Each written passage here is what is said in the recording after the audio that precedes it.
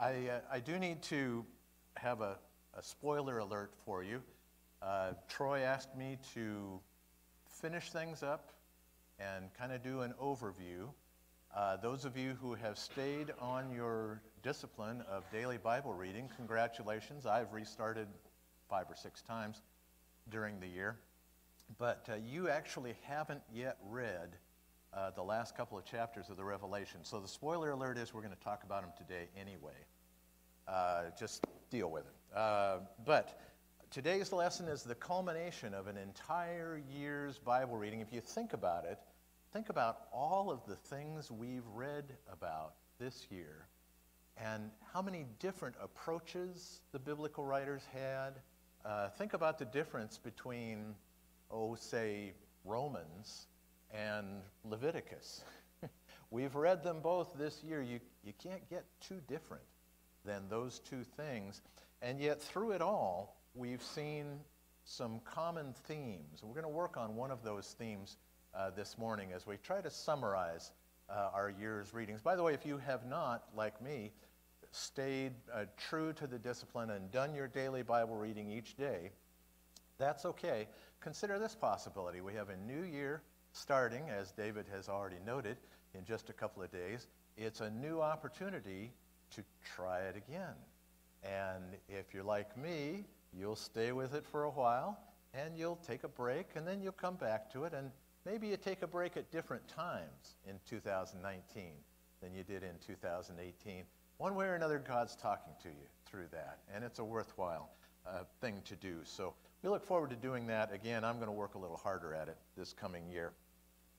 Let's review one of the main themes that comes from our Bible reading from start to finish, Genesis to Revelation. This theme keeps coming back over and over again, and it's presented perhaps most succinctly in Deuteronomy, the 6th chapter, where God says to his people, "What does the Lord require of you?" Think about that for a moment. What does God require of us? Well, you better get all of his rules right. Well, that would be a problem, wouldn't it? Because we're all known, if we've done the self-examination that David talked about at the table, we know that we haven't done that. In fact, on a regular basis, in the last 15 minutes, something has happened that I wish I had handled better and differently. So it isn't good behavior that God is after. What is it that he's really after?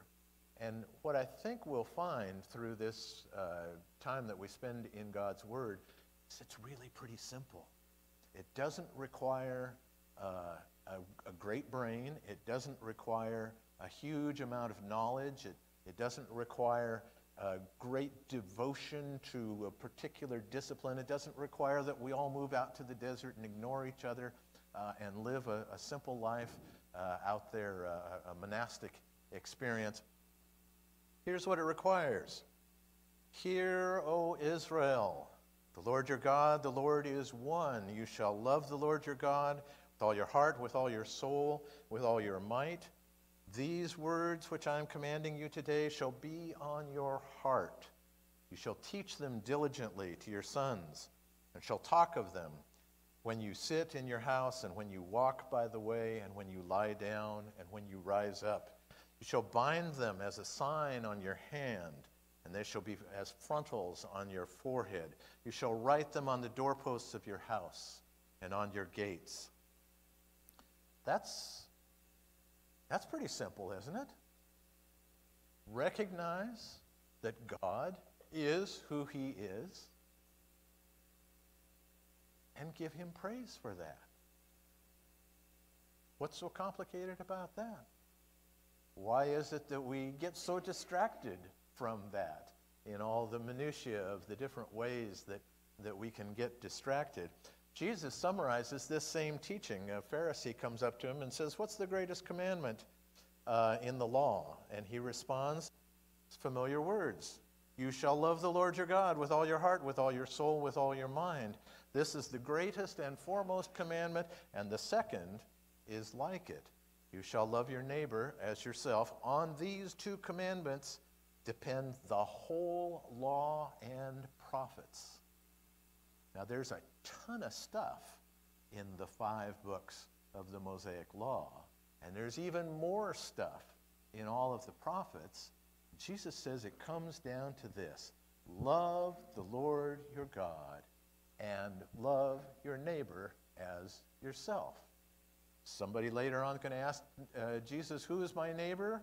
They're not going to like the answer to that, but we're each equipped to do that, and it's really pretty straightforward if you think about it. The rest of the Old Testament is spent basically amplifying this theme and applying it to different situations in life. The who is my neighbor question. The how do I go about loving God? Does this qualify as loving God? This is what I really want to do, so I hope it qualifies as loving God, but maybe that is the better thing to do. All of those examinations, all of those choices come back to this idea, this core concept. God is who he says he is. I believe that, and belief is good, but the love is what he calls for because of who he is, because of the gift he has given, because of all the ways he's reached out to me when I was completely unlovable. Of course, I'm going to love him, and as a natural outgrowth of that, I'm going to be concerned about my neighbor. We just had an announcement about next week being the first Sunday of the new year, and therefore, right over there, we're going to have a whole bunch of grocery sacks, and they're going to be filled with good things that we're then going to distribute to people who need them. Why are we doing that? Because it's a good thing to do? No, we're doing that because that's one of the ways that we love our neighbor. So, the rest of the Old Testament is devoted to that. Gets restated and expanded in Deuteronomy, the 10th chapter. Now, Israel, what does the Lord your God require of you but to fear the Lord your God, to walk in all his ways, to love him, to serve the Lord your God with all your heart, with all your soul, to keep the Lord's commandments and his statutes, which I am commanding you today for your good. Behold, to the Lord your God belong heaven and the highest heavens, earth and all that is in it. Yet on your fathers did the Lord send his affection to love them, and he chose their descendants after them, even you, above all peoples, as it is to this day. So, here's some familiar words: circumcise your heart and stiffen your neck no longer. God's people throughout the Old Testament demonstrated this amazing capacity for following the letter of the law and completely missing the spirit. Did God command circumcision? Yes, he did. But what he really wants is circumcision of the heart. And as we read our prophets, and as we continue to read our prophets for this last couple of days, we'll continue to see this theme over and over and over again. If I have a choice, God says, between having you check every checkbox and having you love me and respond in that love in an appropriate way, I'll always take the love part. You're going to goof up the checkboxes sooner or later. It's the love part that's really important. Does that mean that all the regulations that we find in Leviticus and the last third of Exodus before that, and they kind of bleed into Numbers as well, is it important for us to be concerned about those? Of course it is. God wouldn't have given them to his people otherwise. But that's really not what's important here. The Lord your God is God of gods and Lord of lords, the great, the mighty, the awesome God who does not show partiality or take a bribe. He executes justice for the orphan and the widow, shows his love for the alien by giving him food and clothing. So, show your love for the alien, for you were aliens in the land of Egypt. You shall fear the Lord your God, you shall serve him and cling to him, you shall swear by his name. He is your praise and he is your God, who has done these great and awesome things for you, which your eyes have seen. The Deuteronomist keeps coming back to this theme.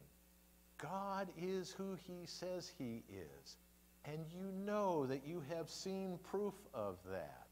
You've watched him lead you through the wilderness. You've watched him bless you with food, even though you weren't worth much as a people.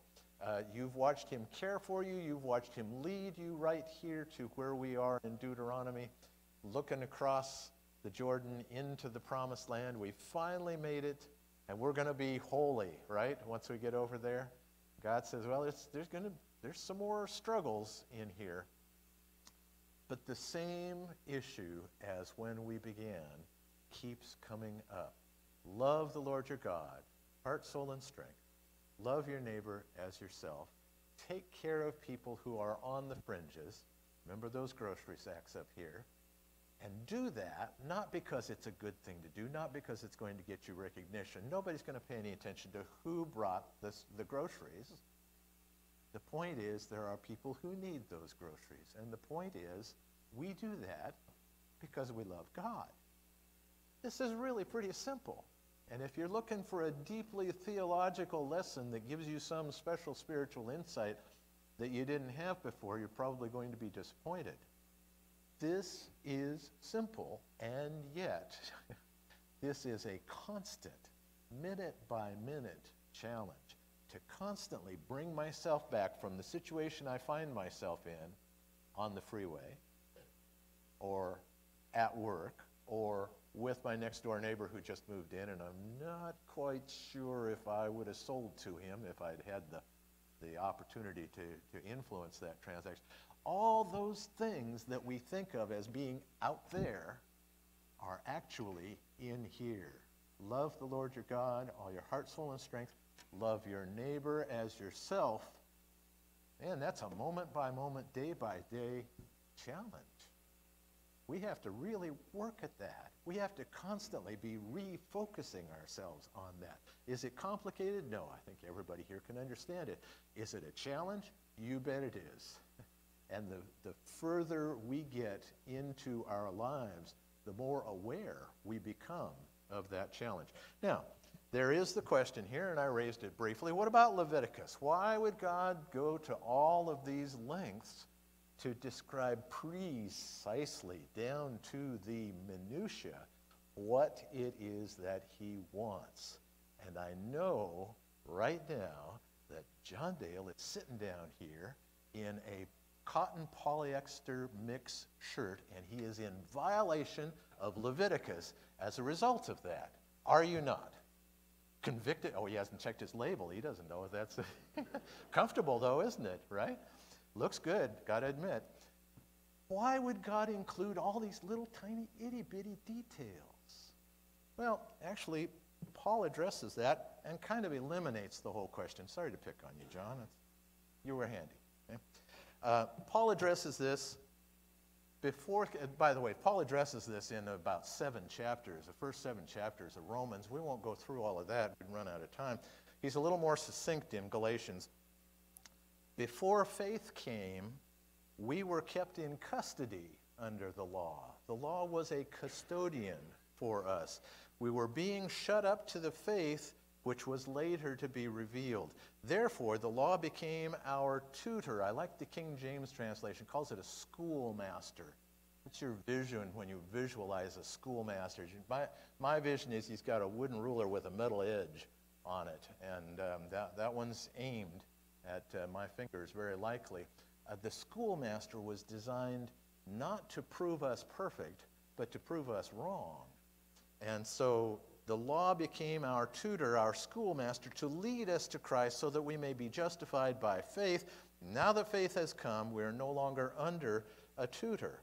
So Paul says, yeah, attend to all those details in Leviticus, but attend to them knowing full well that you're not going to fulfill them. In fact, they were designed for you not to fulfill them. They were designed to make you think on a daily, moment-by-moment basis about what God ultimately requires of you.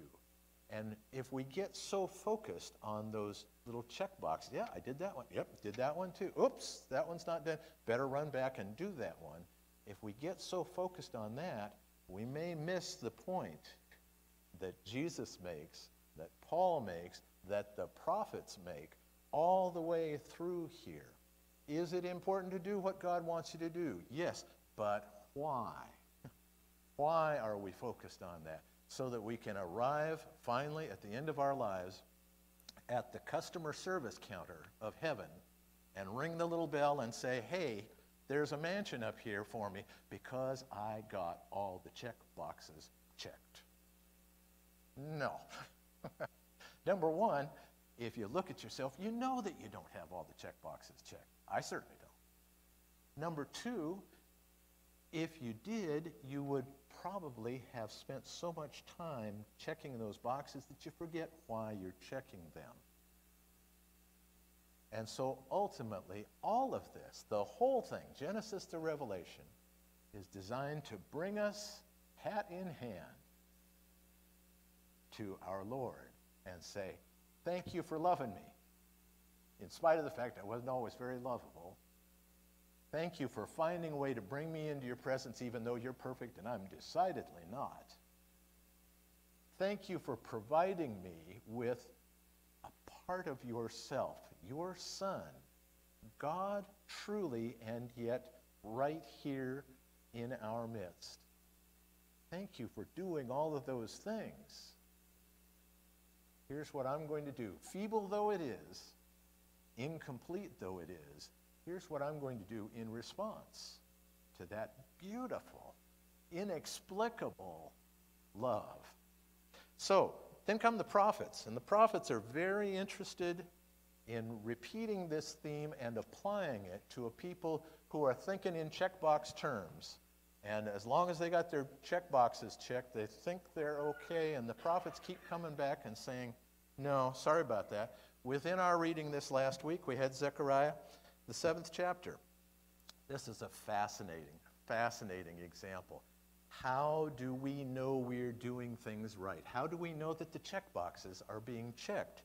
From the town of Bethel had sent Sharezer and Regem-Melech, I get extra points for pronouncing that, and their men to seek the favor of the Lord, speaking to the priests who belong to the house of the Lord of hosts and to the prophets, saying, shall I weep in the 5th month and abstain as I've done all these many years? They're referring to the fast that the Jewish people decided to put in place after Babylonians came and took them all away, took them to Babylon.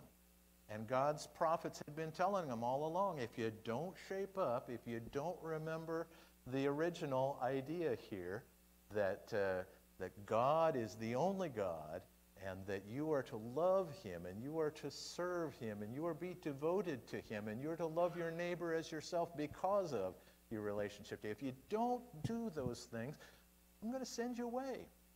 I'm going to destroy this beautiful temple. I'm going to leave not one stone standing on top of another one, and I'm going to let you go away for 70 years and think about it. Well, they went away for 70 years, and they thought about it, and they fasted on the 5th month every one of those 70 years. And now here's these two guys along with a contingent from the town of Bethel, and he's saying, shall I continue to do this fast now that we're no longer in Babylonian captivity? That makes a pretty smart question, doesn't it? Am I worshiping correctly? Am I checking the right boxes? Do I still need to fast? Or is it some kind of an affront to my God that I'm continuing to be sorrowful when he's already forgiven me and brought me back to the promised land and allowed me to rebuild and allowed me to go back to temple worship? Which should I do? That's a valid question. That's something that the people should have been thinking about. Take a look at God's answer.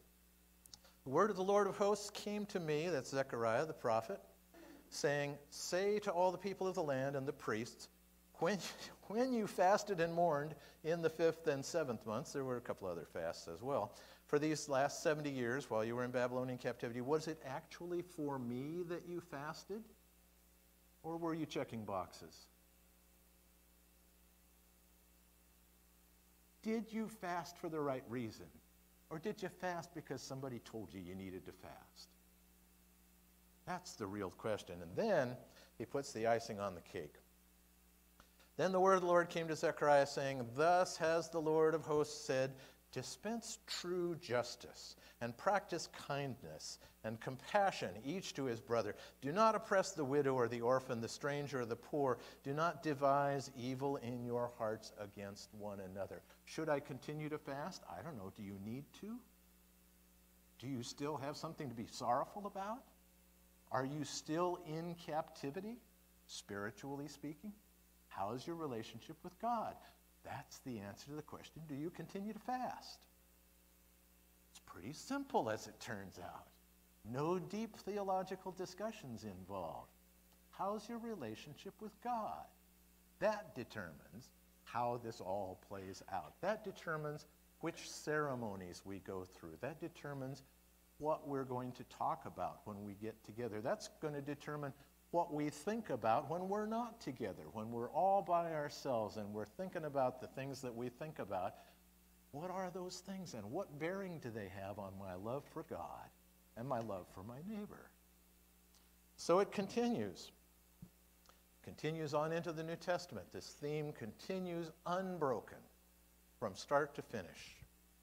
James, one of my favorite verses. No deep theological content in James. Just good, hard-nosed preaching. It makes you feel bad. It makes you realize just how many times you goofed up. Religion that is pure and undefiled before God the Father is this, that you get every checkbox checked and that you follow every regulation that you find, anywhere you find regulations. True religion and undefiled before God the Father is this, to care for orphans and widows in their distress and to keep oneself unstained from the world. Can we care for orphans and widows in their distress? It's pretty straightforward. We know how to do that. I'm going to gather a bunch of groceries up here. Can we keep ourselves unstained from the world? Yeah, as long as we continue to think about the fact that God is who he says he is, and that we love him for what he's done for us, and that we therefore do other things because of the love, not because of the check boxes. Care for orphans and widows in their distress, and keep oneself unstained from the world. That's the message all the way through. Now I want to take just a minute and talk about some of the things that the prophets didn't say. This I think, can be enlightening. We think about what the prophets said over and over and over again, and it's so simple, maybe it behooves us to take just a minute and think about what they didn't say. You can go through all the prophets and never find one of them who says you're not doing it right. You missed a checkbox. In fact, they'll continue to say what we just read. Circumcise your hearts. Do I care if you went through the circumcision process on the right day, by the right time, doing the right thing? Not near as much as I care about the condition of your heart. All the way through. Am I concerned about doing the right thing? Yes, I am. Am I concerned about doing the right thing because I want to stand there at God's customer service counter and ring the bell? No. I'm concerned about it because I know I don't have any right to be at the customer service department. I certainly don't have any right to ring the bell. And I'm back in that condition of loving the one who loved me when I was unlovable, and then expressing that love through my life. So you're not doing it right. You just don't hear that out of the prophets. Second one is related to the first one. You're not paying enough attention to whether your brother is doing it right. Well, Jesus is just not going to have very much of that, is he? There's this story in Matthew, you remember? My brother has a little speck of sawdust in his eye. Unfortunately, I got an 8-foot-long 4x4 in front of mine.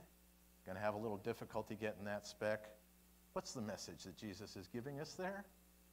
Do we have enough to worry about in our own lives? Probably. That is probably sufficient for all of us. If we can just take care of that 4x4, we might be able to help someone else with that speck of sawdust.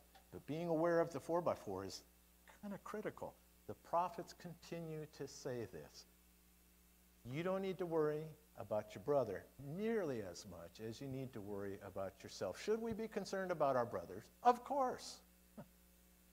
Does that become our primary focus? Only when we got the 4x4 taken care of, and that's a problem. Here's the third thing. This one may be a little different and may require a little bit of thinking about it. The prophets never say you are not sufficiently militant against the forces of evil. This is where the revelation is going to come into play.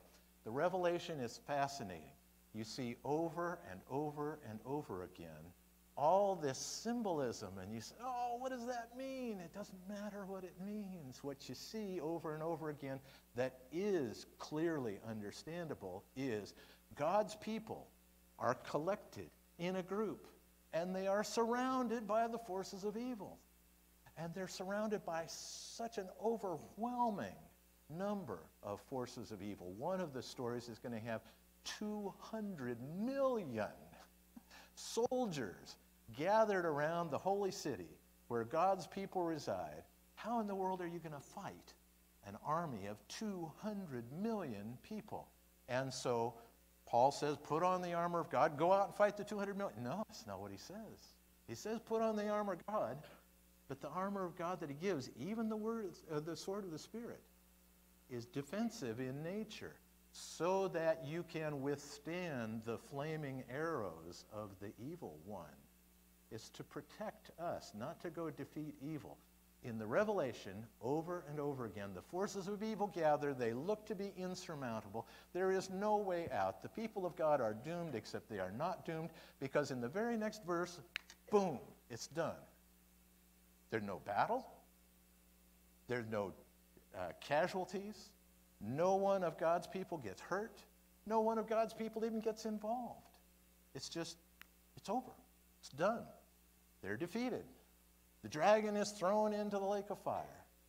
All of the people who have had the mark of the beast, whatever that turns out to mean, are negated and put out of the way and no longer in conflict. Now, I don't know about you, but the world I live in does not look as if the forces of evil have yet been contained. But they have been defeated. We celebrated it just a few minutes ago. Jesus has defeated those forces. And so when we get to the end of the Revelation, and John himself puts up the prayer, Maranatha, Lord, come quickly, that's what we're calling for, is the final defeat of those forces. Not here yet. May it come quickly. But what is here is the confidence of knowing that that defeat has happened, is effective, continues to be effective, and will ultimately play itself out in the way that we believe it will play out. Therefore, do we have to worry about the forces of evil? Well, we better be equipped to be in contact with them. We better have that whole armor of God on us. But other than that, do we have to worry about being defeated by them? No, they've already been beaten. They just don't know it yet. Our job really through this whole thing looks pretty simple. It just comes back to that idea of what does the Lord require of us? Great feats of spiritual achievement. No, not so much. He doesn't expect that much from us, which is a good thing, because generally speaking, we're not going to come up with such praiseworthy stuff. But loving him and responding in love to him, to our neighbors, to the ones who are disenfranchised and therefore in need of our love is really pretty straightforward. Now, if you'd like to be a part of that, if you'd like to find out how to convert to the forces that are winning as opposed to being a part of the forces that are losing and have already lost, today would be a wonderful day to do that. Today would be a great day to be buried with Christ in baptism and to come up new, a new person. All that other stuff washed away, all those boxes that didn't get checked, no concern anymore. Concern only focused on loving the one who loved us and on loving those who are around us because of our love for him. today would be a great day to respond to that. If you need to refocus, this would be a great day to refocus. Certainly has refocused me. How can we cut through all of the stuff that we end up talking about and get back to that core idea of loving God and loving our neighbors? There we go. Whatever your needs are this morning, would you respond as we stand and sing?